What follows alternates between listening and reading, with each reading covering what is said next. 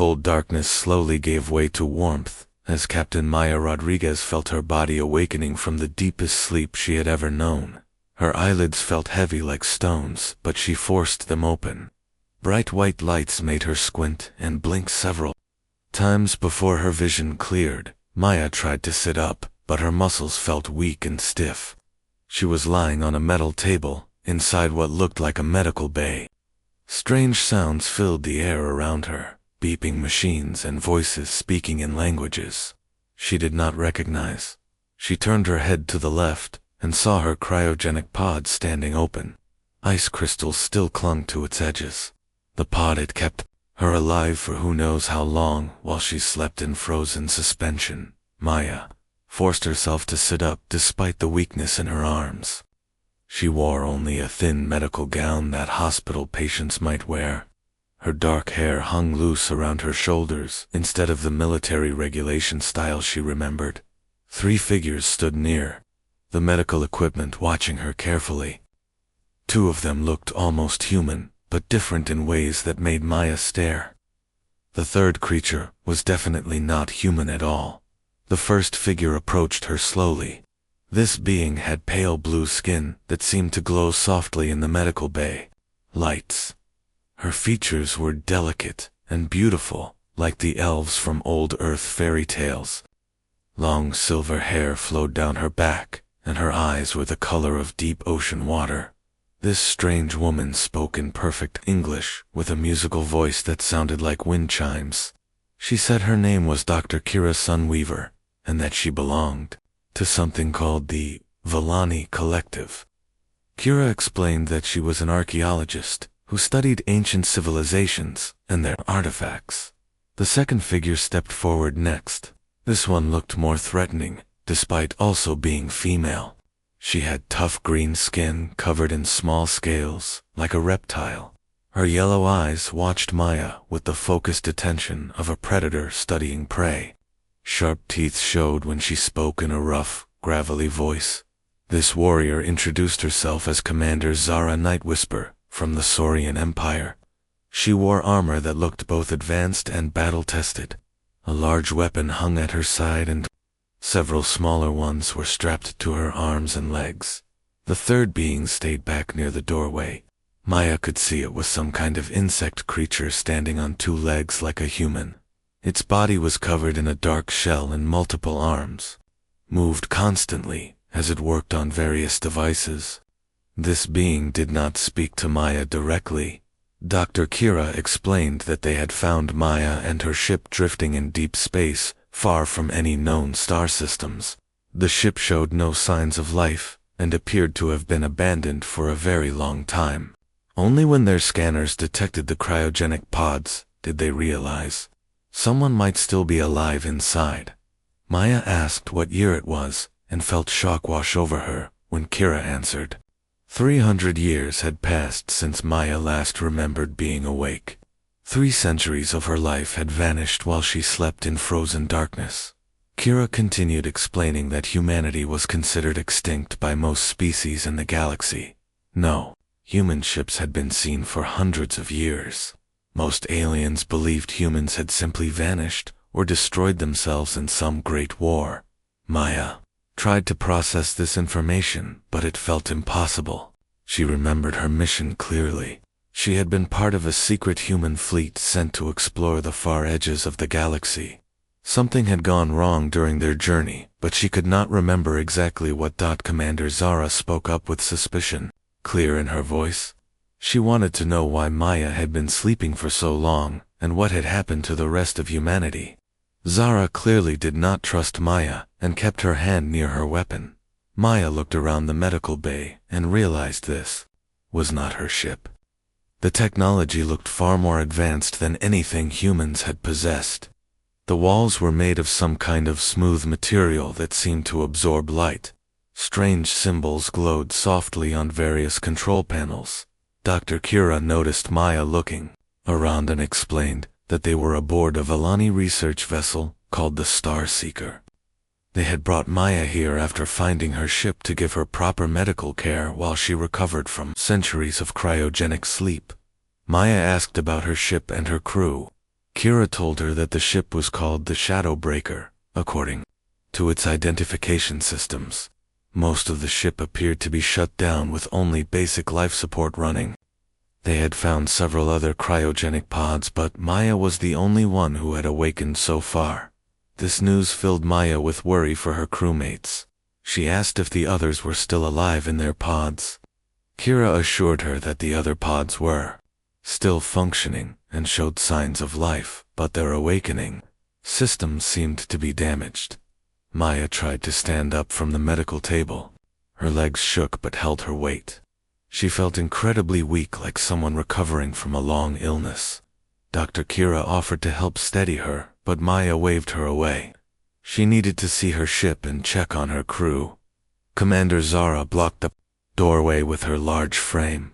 She told Maya that she could not leave until they had more answers about human technology and capabilities. The Saurian warrior clearly saw Maya as a potential security risk. Maya felt anger rising in her chest. She was a captain in the human space navy and would not be held prisoner by aliens, regardless of how friendly they seemed. She took a step toward Zara, despite her weakness. The tension in the room grew thick as the two warriors faced each other. Maya could see that Zara was much larger and stronger than her. The alien warrior also had weapons and armor, while Maya wore only a medical gown. Dr. Kira, quickly, stepped between them with her hands raised peacefully. She spoke to both of them in a calm voice, asking them not to fight. Kira explained that they were all on the same side and wanted to help each other. Maya realized that fighting would accomplish nothing in her current weak condition. She also noticed that these aliens had saved her life and taken care of her while she recovered. Perhaps they really did mean to help rather than harm her. She stepped back and asked Dr. Kira if she could at least see her ship from a viewing window. Kira smiled and nodded, leading Maya to a large transparent panel that looked out into space. Maya gasped when she saw the Shadow Breaker floating nearby. Her ship looked ancient and battered compared to the sleek Vellani vessel. Scorch marks covered its hull, and several sections appeared to be damaged. It was clearly a warship designed for combat rather than exploration. As Maya stared at her ship, she began to remember more details about her mission. The human fleet had discovered something terrible at the edge of the galaxy. Something that threatened not just humanity, but every living species in known space. The memories were still foggy, but Maya knew that her ship contained important information. The Shadow Breaker was more than just a warship. It held secrets that could change the fate of the entire galaxy. She turned to Dr. Kira and Commander Zara, with new determination in her eyes. Maya told them that they needed to return to her ship immediately. There were things aboard the Shadow Breaker that were far more important than anyone realized. Both aliens looked at her with curiosity and concern. They could see that Maya had remembered something significant, but they did not know what. The mystery of the human captain and her ancient ship was just beginning to unfold. Maya convinced Dr. Kira and Commander Zara to take her back to the Shadow Breaker, despite their concerns about her health. The Vellani medical team had given her basic clothing and some nutrients to help restore her strength, but she still felt weak from the long sleep. The three beings traveled to the Shadow Breaker using a small transport craft. Maya watched through the viewing ports as they approached her ship. The hull damage looked even worse up close, with massive tears in the armor plating and burned sections where weapons had struck. When they docked with the Shadow Breaker, Maya felt a rush of familiar sensations. The artificial gravity was slightly different from the Vellani ship. The air recycling systems made a soft humming sound she remembered. Even the smell of the corridors brought back memories of her crew and their long journey. Maya led the way through the empty hallways toward the ship's central computer core. Emergency lighting cast strange shadows on the walls, making everything look ghostly and abandoned. Their footsteps echoed in the silence where once hundreds of humans had lived and worked. Dr. Kira examined various pieces of human technology with great interest. She made notes on a small device while studying the ship's construction and design. Kira commented that human engineering was quite different from what other species used, but seemed very practical and efficient. Commander Zara kept her weapon ready as they walked through the ship. The Saurian warrior clearly expected danger around every corner. She studied the military equipment and defensive systems with the eye of an experienced soldier. Maya accessed the ship's main computer using her personal codes. The system recognized her biometric signatures and came online with a series of welcoming chimes. Screens throughout the command center lit up showing status reports and diagnostic information. As Maya reviewed the ship's logs, her memories began returning more clearly. The human fleet had been investigating reports of entire star systems going dark along the galaxy's outer rim. What they found there was far worse than anyone had imagined. The computer files contained records of humanity's last desperate mission. Earth and the other human colonies had received warnings about something called the Devourers. These beings consumed entire worlds, leaving nothing but empty space behind them. Maya showed Dr. Kira and Commander Zara the sensor recordings from humanity's final encounters with the Devourers. The images showed massive dark shapes that blotted out stars as they fed. Entire solar systems were stripped of all matter and energy in just days.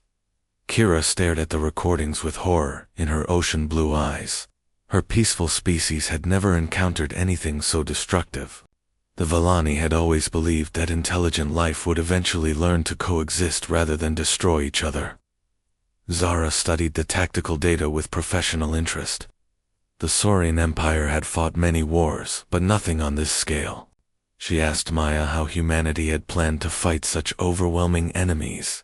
Maya accessed deeper files that required her command authorization. The computer revealed information about Project Omega and the network of hidden human facilities scattered across the galaxy. Each location contained components for something called the World Ender. The World Ender was not just one ship, but an entire fleet designed to create controlled supernova explosions. Human scientists had discovered that stellar destruction could be weaponized against the stars could be made to explode in precise patterns that would destroy the enemy forces. Dr. Kira was shocked by the implications of such weapons. The idea of deliberately destroying stars went against everything her species believed about preserving life and knowledge. She asked Maya how humans could consider such destructive actions. Maya explained that humanity had studied the Devourers carefully before developing this plan. The enemy could not be reasoned with or negotiated with. They consumed everything in their path, like a cosmic plague. The only way to stop them was with weapons that matched their own destructive power. Commander Zara understood the strategic necessity better than Kira did. She recognized that sometimes survival required extreme measures. The Saurian warrior asked Maya where these world-ender components were hidden and how many facilities existed. Maya accessed the navigation charts that showed dozens of coordinates spread throughout known space. Each location was carefully chosen to be far from inhabited systems where the weapons could be assembled safely. The human fleet had established these bases in secret over many years. As they studied the star charts, Maya heard a familiar sound from deeper in the ship. It was the activation chime of another cryogenic pod. Someone else was waking up from the long sleep. The three beings hurried to the cryogenic bay, where Maya found Lieutenant Amy Foster emerging from her pod. Amy had been Maya's second-in-command during their original mission. She was a skilled pilot and tactical officer who Maya trusted completely. Amy looked around the bay with confusion until she saw Maya. Relief flooded her face as she recognized her captain. Amy tried to speak, but her voice was weak from the long sleep. Maya helped her sit up and gave her water to drink. Dr. Kira examined Amy with her medical scanner to make sure the awakening process had gone smoothly. Amy appeared to be in good health, despite spending centuries in frozen suspension. Her vital signs were strong and stable. As Amy regained her strength, she asked Maya what had happened during their mission. The last thing Amy remembered was receiving an emergency signal to enter cryogenic sleep. Maya filled her in on the current situation and introduced her to their alien companions. Amy studied Dr. Kira and Commander Zara with the wariness of a trained military officer. She was surprised to learn that humanity was considered extinct and that 300 years had passed. Amy asked if their mission had failed completely. Maya showed Amy the Project Omega files and the locations of the hidden facilities. Amy's memories began returning as she studied the data. She remembered more details about the Devourers and humanity's desperate preparations. Amy revealed crucial information that Maya had forgotten. The Devourers were not just randomly destroying systems along the galaxy's edge. They were following a specific pattern as they moved toward the galactic core. Their ultimate target appeared to be the most densely populated region of space. This news made Commander Zara more concerned about the threat. The Saurian Empire's home systems were located in the middle regions of the galaxy. If the Devourers continued their advance, her people would be directly in their path. Dr. Kira calculated the timeline based on the Devourers' previous movement patterns. At their current rate of advance, they would reach the major civilizations within 50 years. This gave them very little time to prepare any kind of defense. Amy accessed additional files that required her own authorization codes. She revealed that the human facilities were not just weapon manufacturing sites. They also contained thousands of people in cryogenic storage, including scientists, engineers, and military personnel. Maya realized that humanity had not simply vanished from the galaxy. They had gone into hiding while preparing for the final battle against the Every human colony had contributed people and resources to the secret project. The weight of responsibility settled on Maya's shoulders as she understood the full scope of their mission. She and Amy might be the only humans awake in the entire galaxy. The fate of every living species could depend on their ability to activate the World Ender network. Commander Zara asked what they needed to do first. Maya studied the facility locations and chose the nearest one in the Kepler Nebula. They would need to travel there to assess the situation and begin awakening the human personnel. Dr. Kira offered to help, despite her concerns about the destructive nature of the weapons. She realized that sometimes preservation of life required difficult choices.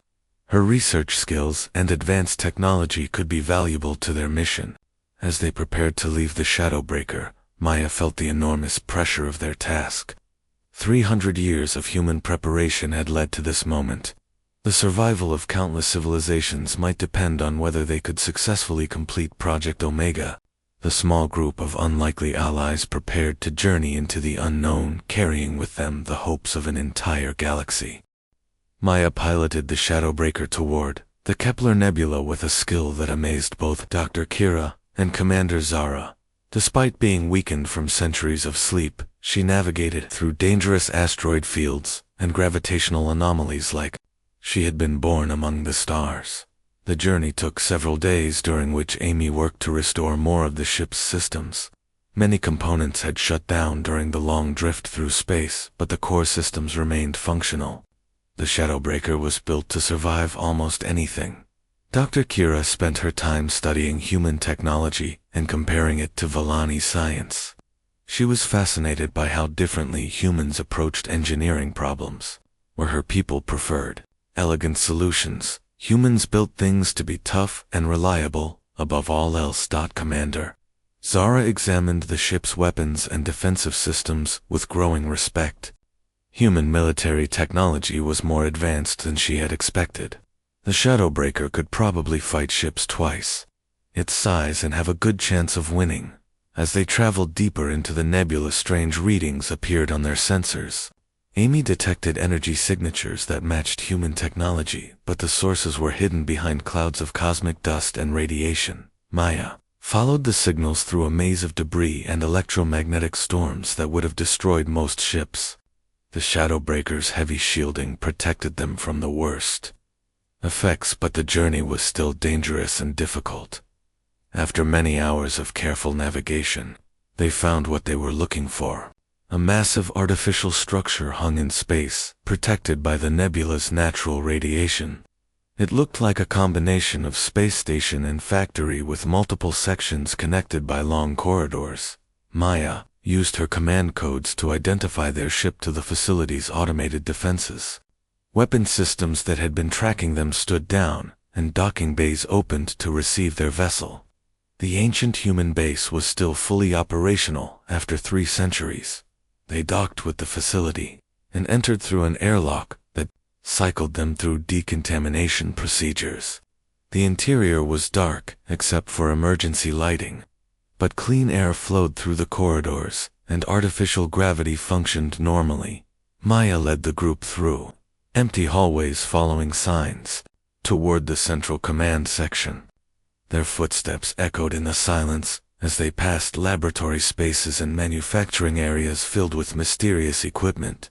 They reached a large chamber containing hundreds of cryogenic pods arranged in neat rows. Most of the pods showed active status lights indicating that people were still alive inside. Maya felt relief knowing that more humans had survived the long wait. Dr. Kira examined the cryogenic systems with professional interest. The human technology was different from what her people used, but appeared to be very reliable. These pods had kept people alive for centuries without any maintenance or outside. Assistance. Maya accessed the facility's main computer and began the awakening process for key personnel. She selected scientists, engineers, and military officers who would be essential for their mission.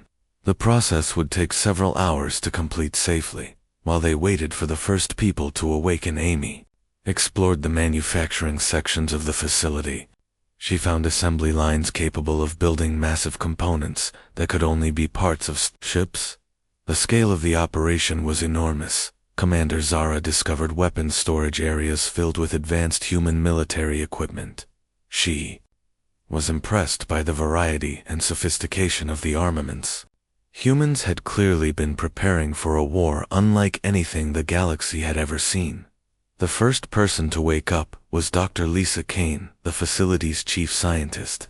She was a middle-aged woman with graying hair and intelligent eyes who had been one of the lead researchers on Project Omega. Lisa was confused at first, but Maya quickly explained the situation. Dr. Kane confirmed Amy's discoveries about the manufacturing capabilities. This facility was designed to build components for dozens of world-ender ships. Each vessel would be capable of triggering controlled supernova explosions using technology that pushed the boundaries of known science. Lisa showed them holographic displays of the complete world-ender design.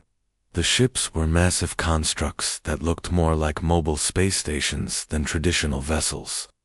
Each one carried enough firepower to destroy entire fleets, and the special equipment needed to make stars explode. Dr. Kira was both fascinated and horrified by the technical specifications. The weapons represented incredible scientific achievement, but their destructive potential was beyond anything she had imagined. She asked how humans could build such terrible devices. Lisa explained that the Devourers left them no choice. Conventional weapons were useless against enemies that could consume entire star systems. Only by matching their destructive power could humanity hope to stop the invasion. More people began awakening from their cryogenic sleep, including Captain Nicole Brooks, the facility's military commander.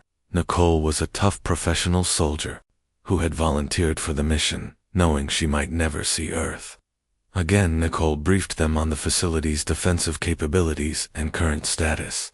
Most systems were functioning normally, but she was concerned about detection by hostile forces. The nebula provided good concealment, but it was not perfect. Amy reported discovering a problem with their mission timeline. Long-range sensors had detected signs of Krex activity in nearby systems. The insectoid species was known for their aggressive expansion in military technology. Dr. Lisa accessed the facility's external sensors and confirmed Amy's report. Krex ships had been systematically searching systems along the nebula's edge. They appeared to be looking for something specific rather than conducting random patrols. Commander Zara recognized the tactical situation immediately. The Kreks were skilled warriors who would not give up easily once they found a target. If they discovered the human facility, they would attack with overwhelming force. Maya realized they had a serious problem. The facility needed time to complete the world-ender components, but the Kreks were closing in on their location. They would have to find a way to keep the enemy at bay while the work continued. Nicole suggested that they could use the Shadowbreaker as a decoy to draw Krek's attention away from the facility.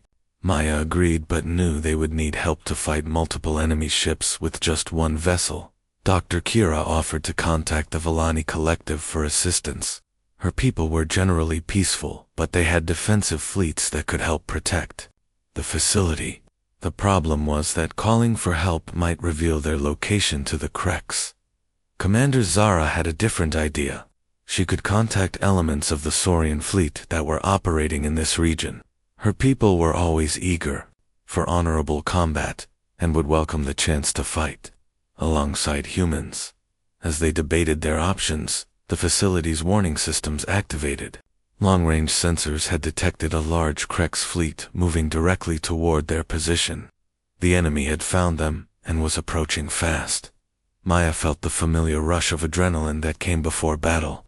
She had spent her career preparing for moments like this, when quick decisions could mean the difference between victory and defeat. The survival of their mission now depended on their ability to fight. Nicole began activating the facility's defensive systems, while Amy prepared the Shadowbreaker for combat. Dr. Lisa worked frantically to protect the most critical research data in case they had to evacuate. Commander Zara checked her weapons and armor with the calm efficiency of an experienced warrior.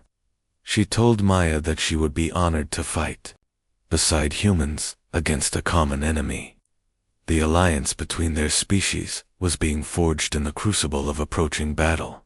Dr. Kira coordinated with her ship's crew to provide technical support and medical assistance. Despite her peaceful nature, she understood that sometimes violence was necessary to protect innocent life. The Kreks fleet continued its approach like a dark cloud spreading across the stars. Maya knew that the next few hours would determine whether humanity's desperate plan could succeed or if the galaxy would be left defenseless against the DEVOURERS. The hunt had found them, but they would not surrender without a fight that would echo across the cosmos. The Kreks fleet arrived at the nebula's edge like a swarm of angry insects seeking prey. Maya watched their approach through the facility's long-range sensors, counting at least 30 warships of various sizes.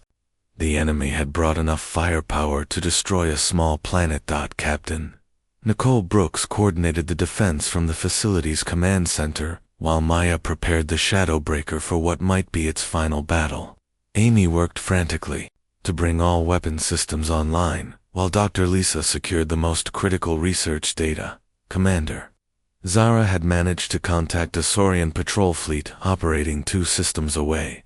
3 heavy cruisers were racing toward their position, but would not arrive for several hours. They would have to hold out until reinforcements arrived. Dr. Kira established communication with her research vessel and 2 Villani defense ships that had been escorting it. The Villani were not warriors by nature, but their advanced technology could provide valuable support in the coming battle. Maya divided their forces into 3 groups to maximize their defensive capabilities. She would take the Shadowbreaker out to engage the Kreks' advanced scouts, while Nicole commanded the facility's fixed defenses, and Kira coordinated support operations. The battle began when Kreks fighter squadrons penetrated the nebula's outer edge, seeking the source of the energy signatures they had detected. Maya piloted the Shadowbreaker through the cosmic dust clouds, using the radiation interference to mask her ship's approach. The first Kreks fighters never saw the human warship until it was too late. Maya's precise firing destroyed 3 enemy craft in rapid succession, while Amy coordinated defensive maneuvers that kept them alive against return fire. Commander Zara proved to be an excellent gunner, despite never having used human weapons before. Her warrior instincts translated well to space combat, and she quickly learned to operate the Shadowbreaker's targeting systems with deadly efficiency. The Krex responded by sending larger ships into the nebula, including several destroyers and a heavy cruiser. Maya found herself outgunned, but used the nebula's natural phenomena to even the odds.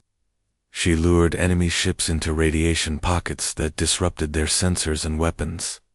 Back at the facility, Nicole activated defensive turrets and missile launchers that had been hidden throughout the installation. The weapons emerged from concealed positions and began engaging Krex ships that approached too close to the base. Dr. Kira coordinated with the awakening human personnel to evacuate the most critical research data and components. If the facility was destroyed, they needed to preserve enough information to continue the world ender. Project Elsewhere. The battle intensified as more Krex ships entered the nebula. Maya realized they were facing a coordinated assault, led by experienced commanders who understood space warfare. The enemy was adapting to their tactics and closing in on the facility's location. Amy detected a massive energy signature approaching from the nebula's far side. The readings indicated a Krex battleship larger than anything in their database. This vessel was probably the enemy fleet's command ship and carried enough firepower to destroy the entire facility.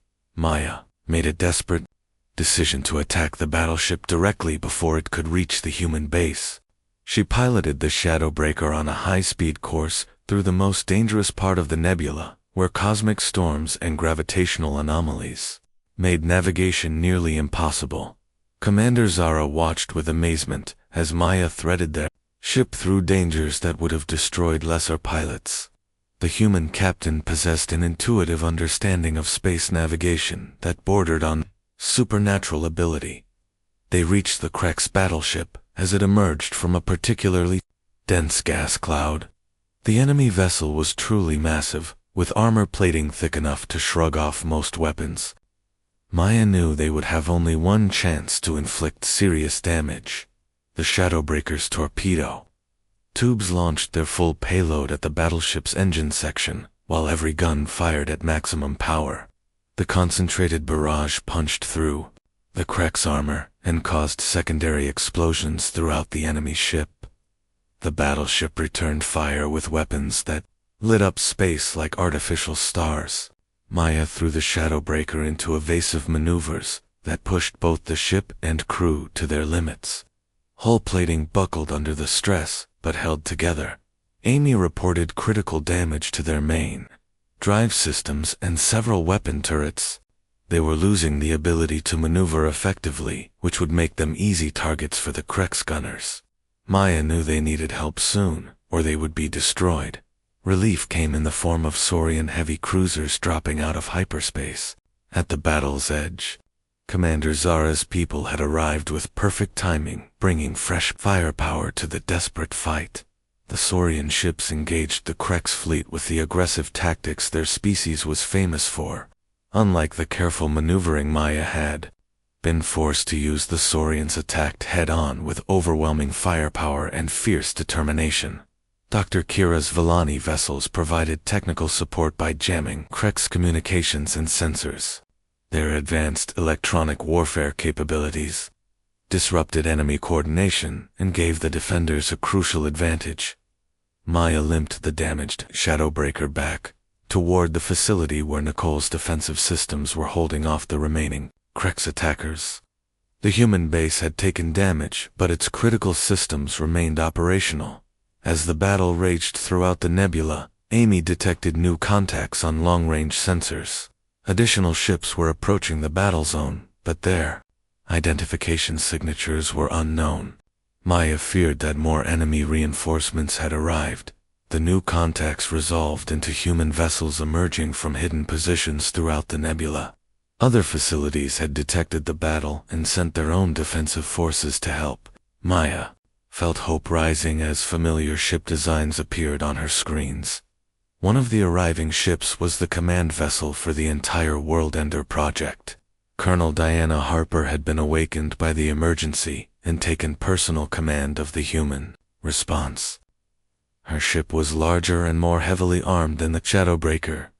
Diana established communication with Maya and quickly assessed the tactical situation. She brought news that changed everything about their mission. Long-range monitoring stations had detected the first Devourer scout ships at the galaxy's outer edge. The enemy they had prepared to fight for 3 centuries was finally approaching. The Krex attack had delayed their preparations at the worst possible time. They needed to accelerate the World Ender construction schedule or risk being caught unprepared. Colonel Harper ordered all facilities to begin emergency production protocols. Every available resource would be devoted to completing the star-killing weapons as quickly as possible. Time had become their most precious commodity. Maya rejoined the growing human fleet as they finished destroying the remaining Krex forces. The nebula was littered with the wreckage of both sides, but the defenders had held their ground. The facility and its precious cargo remained intact. Dr. Kira worked with human scientists to establish better communication networks between the various species now allied in their cause. The Villani Collective was offering their advanced technology to help accelerate weapon production. Commander Zara coordinated with Saurian fleet commanders to establish patrol zones around the human facilities. Her people would provide military protection while the World Ender ships were being completed. As reports came in from other facilities, Maya realized the scope of what humanity had accomplished. Dozens of installations throughout the galaxy were awakening and beginning production. The network was vast and sophisticated beyond anything she had imagined. But time was running out faster than anyone had anticipated. The Devourers were coming, and the galaxy's only hope lay in weapons that existed mostly as blueprints and scattered components. The race to save civilization had begun in earnest, and every moment counted in their desperate struggle against extinction. Colonel Diana Harper gathered the Allied fleet commanders aboard her flagship to plan their final desperate gamble against the approaching Devourers. Long-range sensors confirmed that the enemy vanguard had crossed into the galaxy's outer spiral, consuming 3 star systems in the past week alone. Maya stood beside Amy and Dr. Kira in the command center, studying holographic displays that showed the Devourer advance. The dark shapes moved through space like cosmic locusts, stripping everything from entire solar systems and leaving only empty void behind them. Commander Zara reported that Saurian deep space monitors had detected the main Devourer fleet following behind their scouts.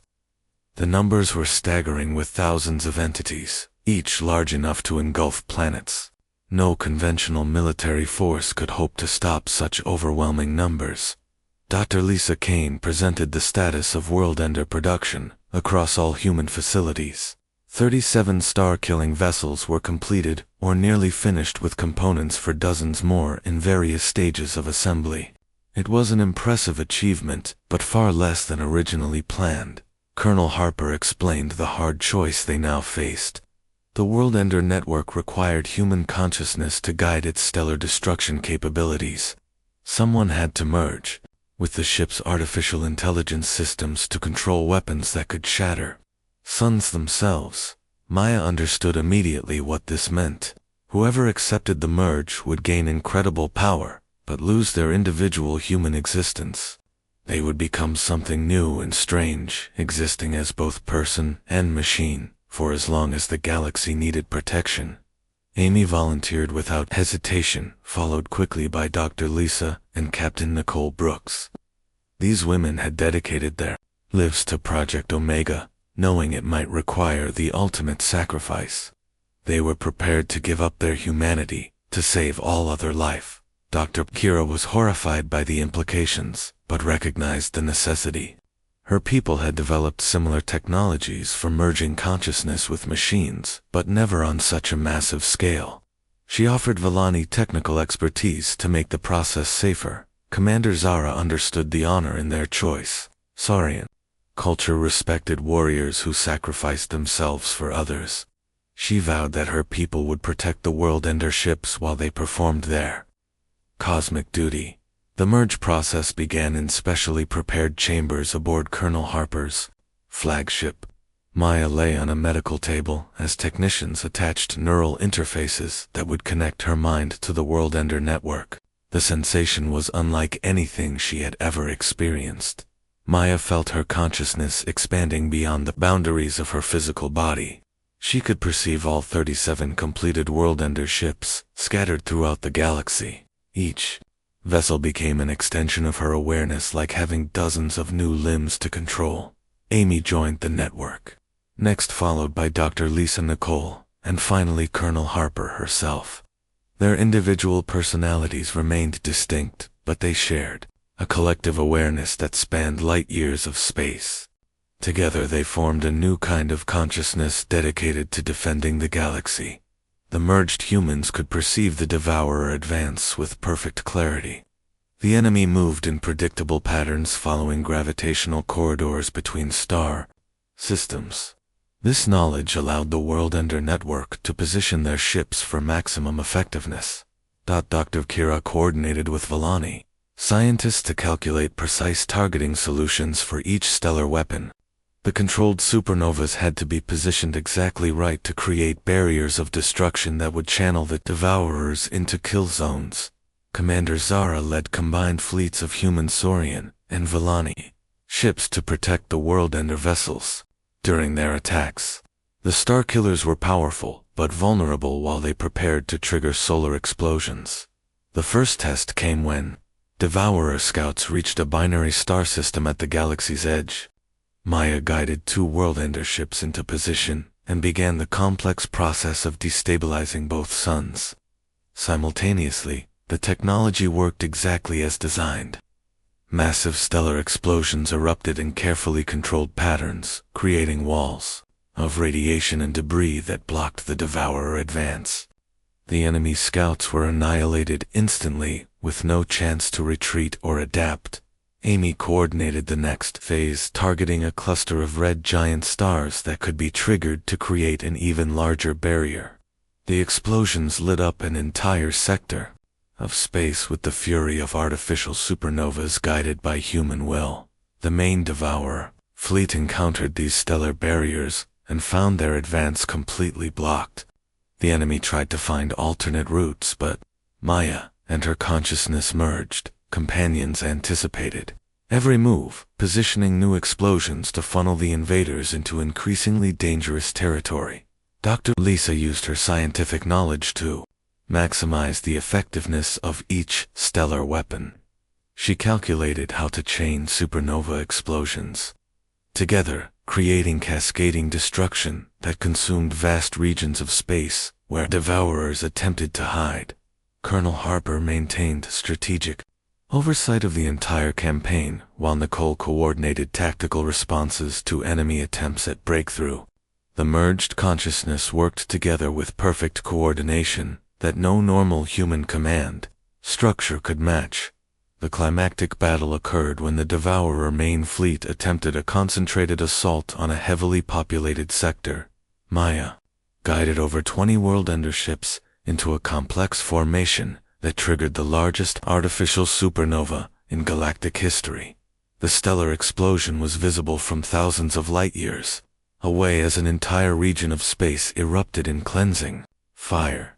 The Devourer fleet was caught in the blast and destroyed completely, ending their threat to the galaxy forever. Dr. Kira established monitoring stations to watch for any surviving enemies, while Commander Zara coordinated patrols to ensure the galaxy's borders remained secure. The immediate crisis was over, but vigilance would be required for generations to come. Maya and her merged companions found that they could maintain individual personalities while sharing collective consciousness. They existed as both human and machine, neither fully one nor the other, but something entirely new and unique. The World Ender network remained active at the galaxy's edge, ready to respond to any future threats. Maya could feel stellar fires waiting to be unleashed at her command, knowing that the power to destroy stars carried the responsibility to protect all life across the galaxy. Various species began to learn the truth about humanity's sacrifice. Stories spread of humans who had given up their individual existence to become eternal guardians, wielding the power of suns themselves to defend others. Dr. Kira established new research initiatives to study the implications of consciousness merging, while Commander Zara formed honor guards to protect human facilities. The alliance forged in desperate battle had created bonds that would endure for millennia. Maya felt content in her new existence, knowing that humanity had fulfilled its ultimate purpose. They had faced extinction and chosen to transform themselves rather than surrender. The galaxy was safe because humans had been willing to become something more than human. The stars themselves had become weapons in the hands of transformed humanity, and no force in the universe could threaten the innocent, while Maya and her companions stood watch. They had become legends written in stellar fire across the infinite darkness of space. The world and her network pulsed with quiet power as Maya settled into her eternal vigil. She was no longer the woman who had awakened from centuries of sleep, but something far greater. She was the guardian of suns and the protector of worlds, watching over a galaxy that would never again face extinction alone. In the end, humanity had achieved the greatest victory possible, not through conquest or domination, but through sacrifice and transformation. They had become the shield between civilization and chaos, ensuring that life would continue to flourish among the stars for countless ages to come.